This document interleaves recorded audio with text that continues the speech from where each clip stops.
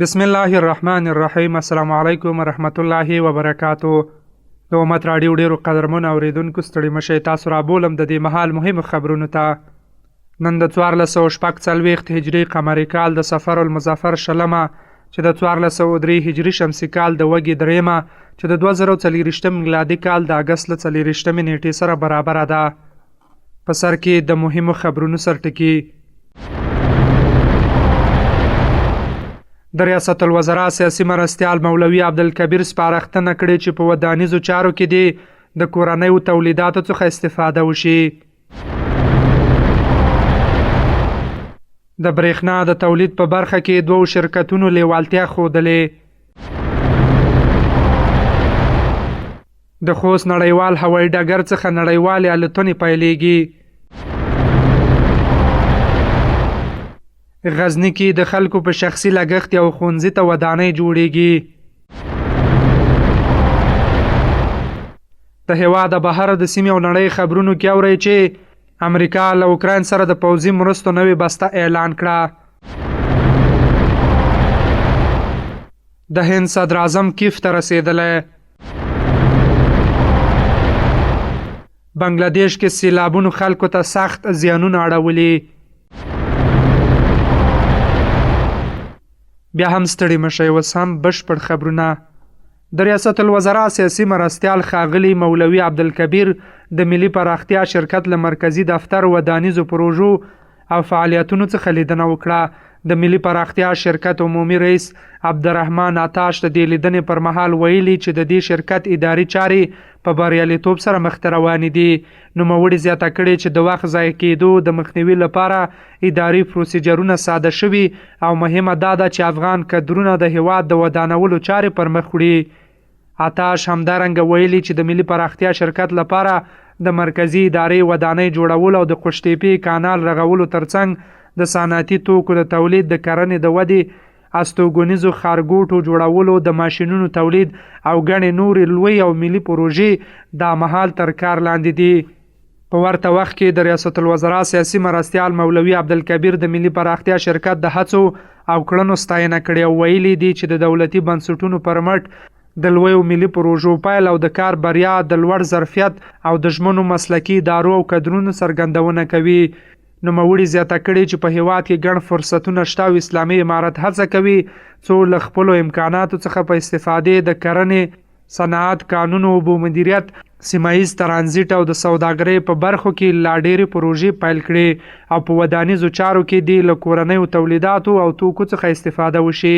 د ریاست الوزرا سیاسي مرستیال په دغه لیدنه کې ډاډ ورکړی چې اسلامي امارت په ټول توان د ملي پراختیا شرکت د هڅو او چارو ملاتړ کوي او د دې شرکت د چارو د لا ښه والي په موخه به په مطرح شوو وړاندیزونو او ستونزو اساسي غور وشي. د اوبو او انرژۍ وزارت سرپرست ښاغلي ملا عبداللطیف منصور په خپل کاري دفتر کې د جی اس پی او لکتاش شرکتونو له مسؤلینو سره وکتل. په دغه کتنه کې د یادو شرکتونو له لوري په افغانستان کې د 900 میگا واټه په وړتیا د لمریزي، بادي او اوبیزي برېښنا د تولید په پروژو کې د پانګونې په هکله بحث او خبرې اترې وکړې. په کتنه کې همدارنګ د 900 میگا واټه په وړتیا د بیلابیلو سرچینو څخه د انرژۍ د تولید په پروژو او د هیواد دننه د برېښنا د انتقالي مزي په پراختیا کې د پانګونې لپاره لیوالتیا څرګنده او ژمنه یې وکړه چې د انرژۍ سکتور د ماستر پلان د نوي کېدو او پراختیا په برخه کې هم له دغه وزارت سره همکاري کوي. د اوبو او انرژۍ وزارت سرپرست په دغه کتنه کې د یادو شرکتونو د لیوالتیا د هرکلي ترڅنګ د پانګونې لپاره د زمینې د چمتو کولو په برخه کې دغه وزارت له لوري د همکارۍ ډاډ ورکړ او د چارو د پرمخ وړلو لپاره د اړینو همغږیو پر چټکتیا ټینګار وکړ. هغه زیاته کړه چې په افغانستان کې د برېښنا د تولید لپاره کافي سرچینې شتون لري او په یاده برخه کې پانګونه هم د پانګوالو او هم د افغانستان د خلکو په ګټه ده. د خوست نړیوال هوایي ډګر مسؤلین وایي چې کامیار شرکت په نږدې ورځو کې د سعودي عربستان پلازمینې ریاض، جدي او ابوظبي ښارونو ته الوتنې پیلوي.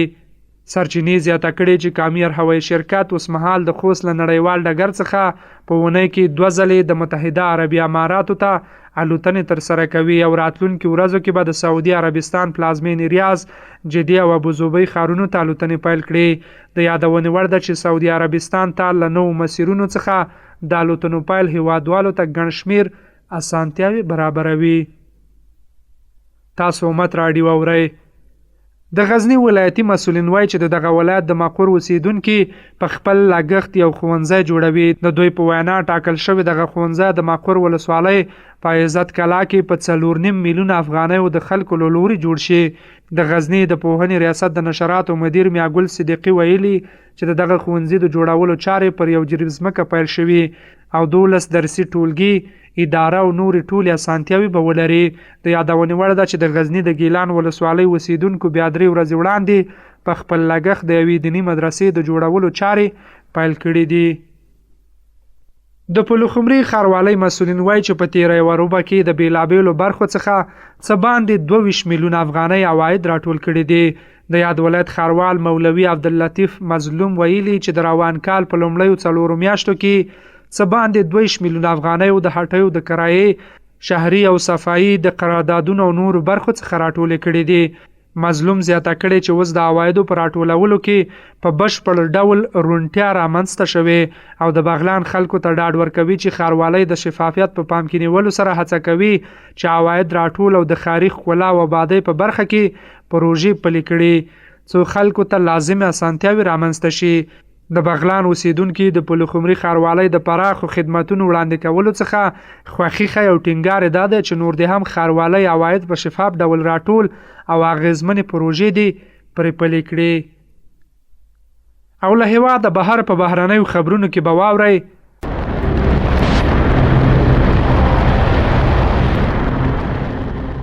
د امریکا ولسمشر جو بایډن د اوکراین له ولسمشر ولادیمیر زیلنسکي سره په ټلیفون خبرې کړي او د اوکراین له خلکو سره د متحده ایالاتونو د کلک ملاتړ ډاډ ورکړی. د اوکراین د خپلواکۍ د ورځې درشل په مناسبت په یو خپره شوې اعلامیه کې بایډن له اوکراین سره د پوځي مرستو یوه نوې بسته هم اعلان کړې ده. په دې نوې بسته کې د هوایي دفاع توغندي، د ډرون ضد تجهیزات، د ټانک ضد توغندي او نور وسایل شامل دي. که څه هم سپینې ماڼۍ د پوځي مرستو د ارزښت په اړه دقیق ارقام نه دي وړاندې کړي، خو د رسنیو راپورونه وایي چې دغه بسته 125 میلیونه ډالر ارزښت لري. بایډن دا هم ویلي چې متحده ایالات، متحدین او شریکان به په هره لاره کې د اوکراین ترڅنګ ولاړ وي. د روسیې او اوکراین ترمنځ په دې وروستیو کې یو ځل بیا جګړې زور اخیستی دی. د هند صدر اعظم نریندرا مودي د اوکراین پلازمینې کیف ته ورسید. نوموړی به په دې سفر کې د اوکراین له ولسمشر ولادیمیر زیلنسکي سره د جګړې د پای ته رسیدو پر لارو چارو خبرې وکړي. هغه کیف ته له رسیدو مخکې له وارسا څخه د کتنې په ترڅ کې له روسیې او اوکراین څخه وغوښتل چې هر څومره ژر کېدای شي د سولې لار مخ ته ونیسي. مودي په وارسا کې وویل چې هند پوره باور لري چې هیڅ ستونزه د جګړې له لارې نشي حل کېدای او زیاته کړې ده چې هېواد یې د سولې او ثبات د ژر تر ژره بیرته اعاده کېدو لپاره د خبرو اترو او ډیپلوماسۍ ملاتړ کوي. تر دې مخکې د اوکراین د ریل ګاډي دولتي کمپنۍ پر ټلګرام چینل په یو ویډیو کې د مودي تصویرونه خپاره کړي چې نوموړی د ریل په ذریعه له پولنډ څخه کیف ته رسیږي. دا په څه باندې 30 کلونو کې کیف ته د هند د یو مشر لومړنی سفر دی.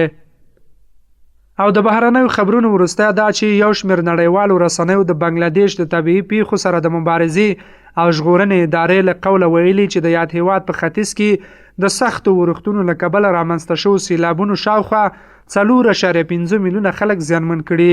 د راپورونو له مخې دغه سیلابونو د یاد هېواد د 15 ولسوالیو له ډلې 11 ولسوالۍ ځپلي او تر دې مهاله د 14 کسانو د مړینې راپور هم ورکړل شوی. د شاوخوا 170 میلیونه وګړو لرونکی دغه هېواد تیرو 4 لسیزو کې ګڼ شمېر دغه ډول سیلابونو ځپلي او سخت زیانونه یې ورته اړولي دي. د امت راډیو ډېرو درنو اورېدونکو دا او تر دې مهاله مهم خبرونه. تر بیا د خدای په امان ښه وخت ولرئ.